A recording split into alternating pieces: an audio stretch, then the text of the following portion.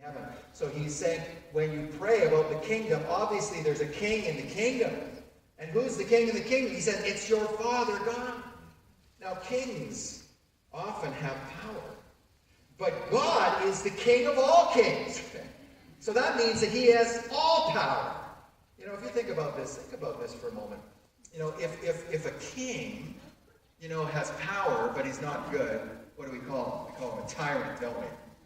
But if a king, you know, is good, but he has no power, what do we call him? We call him a weakling, right?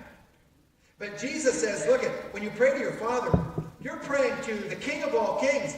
He has both of these working together. He is all-powerful, and he is all good. And because he's all-powerful and he's all good, that's a combination that you can trust in. He's powerful.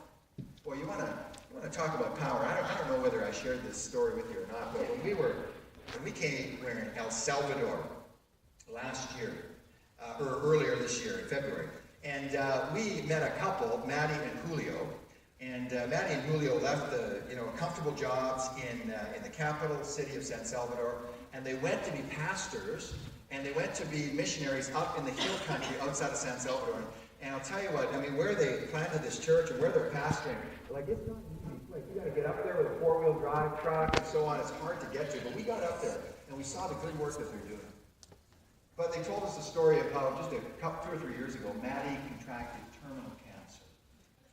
And it was like ovarian cancer or cervical cancer or something like that. And you know what? To try to stop the cancer, they had to remove, you know, all of her female body parts, basically, her uterus and ovaries, and they had to remove it all, just to try to stop the cancer.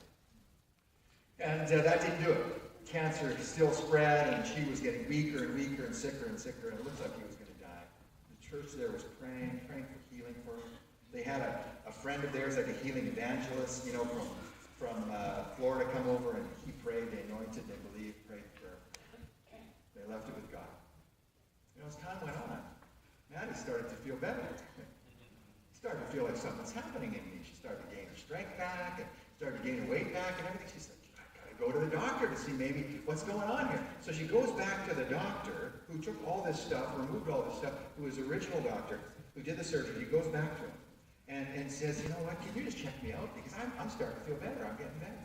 He checks her out. Not only did he discover that the cancer was gone, but everything that he removed had been replaced again. Oh, yeah. Yeah.